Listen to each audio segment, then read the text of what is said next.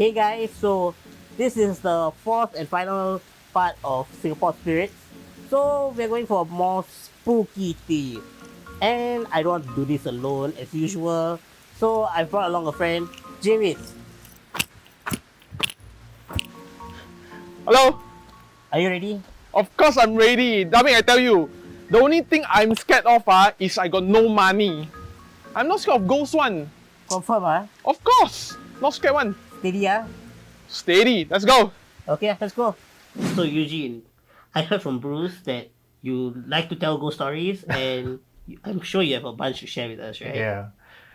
I mean, having done supernatural confessions for so many years, we have amassed over, I think, easily over 1,000 over confessions from people. I have done a bit of research over the years, and I found out the most haunted parts of Singapore. Wait, what would they be? Yeah, so people say, oh, Yishun is usually the weirdest part, right? I also heard of like Changi, you know. So the east side of Singapore tend to have the highest number of confessions, highest of hauntings and sightings. So you're right, Changi is actually one of them. Where you live? Somewhere not near Changi. So we have places like Changi, Pasir Ris, Tampines, Bedok. These are all hotspots. And in fact, in 1980s, back in possibly our parents' time, when there's a lot of movement from kampong into HDB, there's sightings of flying heads, sightings of Pontianak, sightings of Nenek Keropok coming to the house, knocking on the door, asking for a glass of water or she'll put a curse on you. So the 80s and 90s in Singapore, even the 70s, were prolific with sightings and hauntings. The stories of Penanga flying outside your Bedok HDB block was rife with it. Huh. And I think that became the tapestry and backbone of True Singapore Ghost story that we all probably grew up with. Well, if we move to HDB to go get with the times, they also come to HDB with us. Yeah. It is said that some people actually bring their practices from the kampong into the HDB blocks. Yeah. So that's why the magic passed on to HDB. But I think now in 2022, where we are right now, those stories are very, very minimal. Usually told as my friend saw this, someone else saw this, but never me myself. It's Singapore spirits, right? We need to hear some about the Singapore spirits. I love this idea, Singapore spirits. So I'm going to tell you the Singapore spirit of Pasir Ris. Pasir Ris. So this is an open area. There are many places in Singapore that are haunted, but unfortunately they are out of bounds. You go in, it's considered trespassing, it's illegal. So I'm not going to talk about those. I'm going to talk about the ones that public can go. So if you're listening to this and you want to go and see for yourself, Pasir Ris mangrove area seems to be the hotspot for a lot of paranormal investigators. You wanna go or not? Mangrove. Maybe not. Why? Huh? Why don't want? I mean, I scared of ghosts lah. I'm not sure of ghost one. So this mangrove area, there's a bird watching tower, but it's also more popularly known in Singapore as the Suicide Tower. Oh, this is the one where Shai and Kathleen went. So, like, that one is really like there's a rumor about it, or have you experienced it yourself also? Okay, so that's a very good question you usually ask as investigators, right? Do you hear about it or have you experienced it yourself? So when I was there on a few occasions, we saw with our own eyes things happening. For example, a scratch on a person's back, right? So just imagine you're a girl, you have a bra on, right? And you suddenly feel pain behind. And you literally take off your top, and there are other people in the tour group who can see. And in front of all of us, 3 lines just come down your back, under your bra strap, and continue to your spine. Full eyewitness account saw that. Wow. Is there any other like truly horrifying experiences? The one in Changi is there's stories of people who go fishing.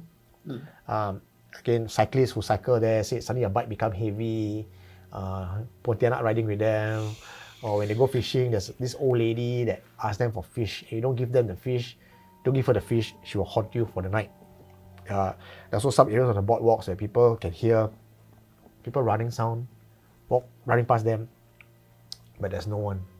So the entire area in Changi, you know that in Singapore history is a Sukchin massacre site. Yeah. Right? If you go down to City Hall, there is the, what do you call it, the four chopsticks with the The monument, yeah. the monument, right? To commemorate the Oh, the World War. the World War, to remember those who have died during the war. And they have found 666 urns or bodies that they have found from the Suchi massacre site, from the shallow graves and everything. But in some of the documentation, the Japanese have said they have killed over 25,000 people, undocumented. Wow. Yeah. So imagine 666 found, 25,000 potentially killed. A lot of bodies have not been found. So the area is charged with tragic death. Even down to the 90s, people actually found finger bones and artifacts of the dead because it will wash ashore. So when you have a place that has such tragedy, it almost opens up a rift.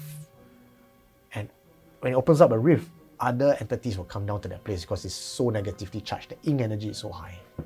Then not to mention the number of deaths and drowning in Changi as well. So it all adds up to the entire horror story landscape of Changi.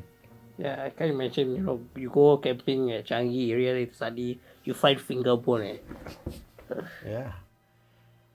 And I guess the last one you all may know. So Spooner Road recently got onto the map as the most haunted place in Singapore.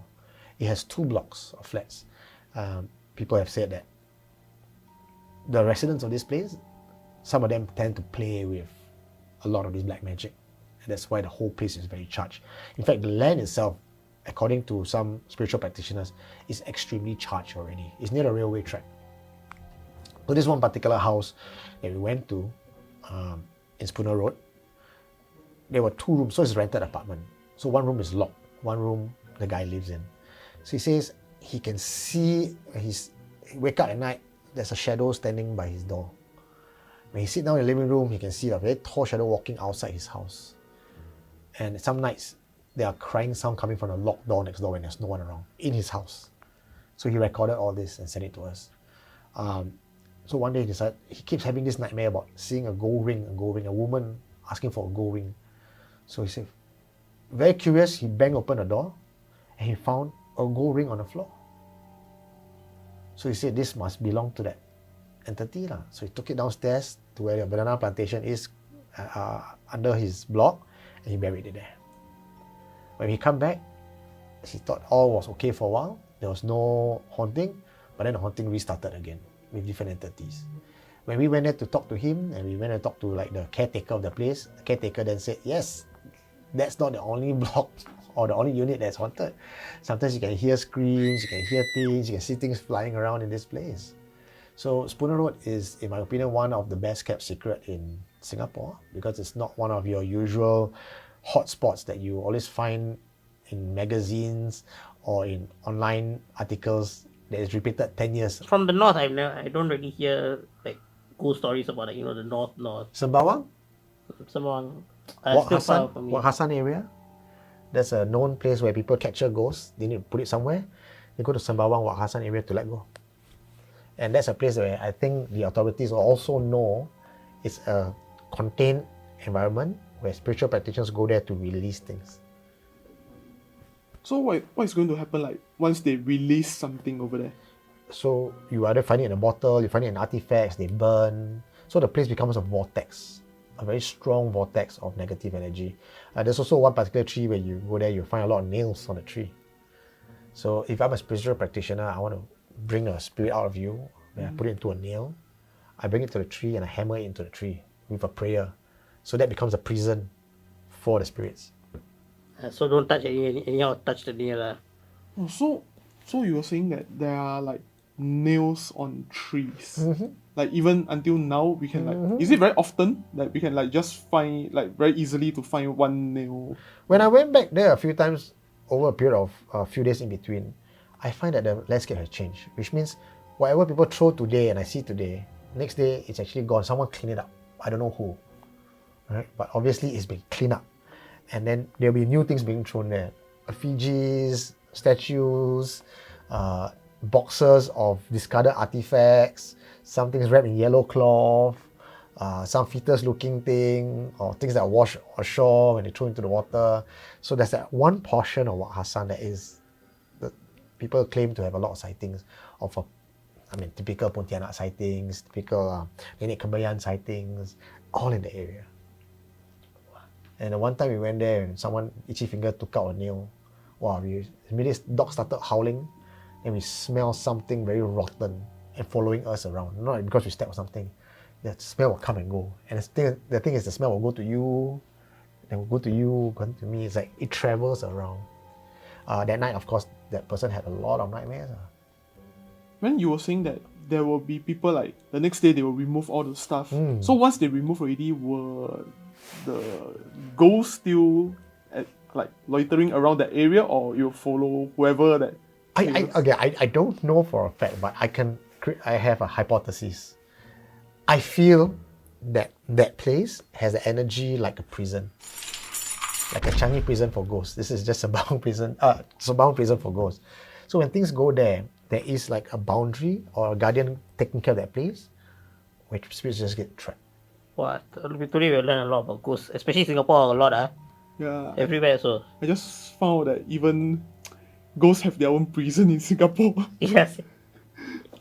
Okay, thank you so much. Yeah, so that's my contribution for Singapore spirits. Yeah, I think we now know that we also have our own unique spirits sitting around. And maybe we hopefully will never see any of them, right? Hopefully. Hopefully. So, Javis, you okay or not? Come on Cannot. like this how you gonna go home? I'm going to take public transport home because public transport there will be a lot of people. So basically you kena haunted, everyone kena haunted so Yeah, exactly. smart. But so you're not gonna come to my house anymore?